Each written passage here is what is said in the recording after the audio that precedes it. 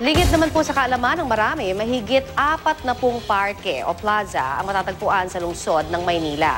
Pero sa pagdaan ho ng mga taon, bukod sa kumukonti na ang mga taong bumibisita sa mga plaza, tila napapabayaan na rin daw ang kalikasan at kaayusan ng mga ito. Balitang hatid ni Susan Enriquez.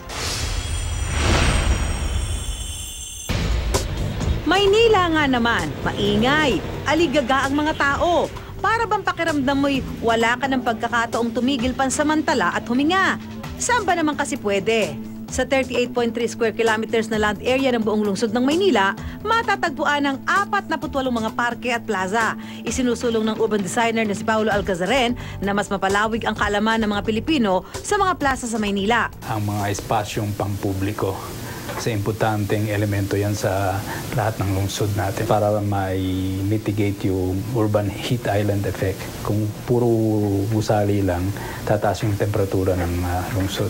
Tumulong siya sa paggawa ng application na Culture Explorer. Makikita rito ang ruta patungo sa mga parke o plaza, pati impormasyon at ilang mga larawan.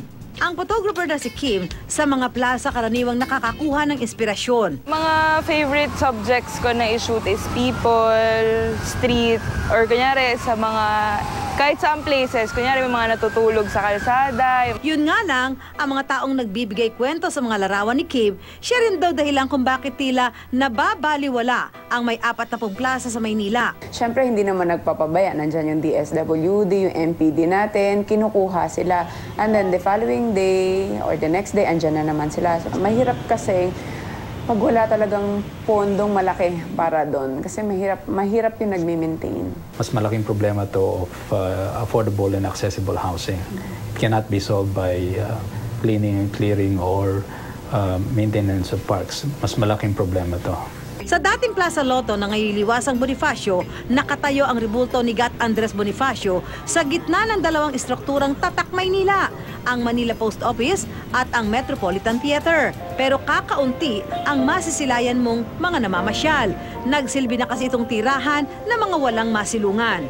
Masaya po. Ano pinagkakabalahan? Matulog.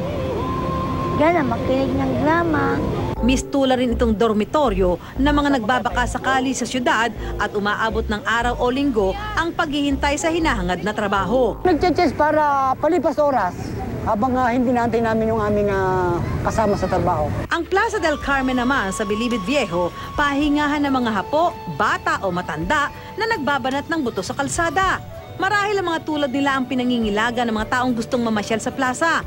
Pero para saan ba ang mga ito, kundi para sa lahat na may kanya-kanyang dahilan? Gaya na lang ng Bulakenyang si Catherine na inabutan naming nagpapahinga sa Plaza San Lorenzo Ruiz sa Binondo. Natanggap ako sa trabaho. So, nagpunta muna ako dito para mag-isip-isip, para tumambay, para isipin kung igagrab ko ba yung work. Sa panahong karaniwang sa computer o gadgets na lamang nakatutok ang marami, nariyan pa rin ang mga parke at plaza kung saan personal ang pakikisalamuha. Pero nananatiling hamon ang kaayusan at kaligtasan sa mga espasyong inilaan para sa lahat. Susan Enriquez, GMA News.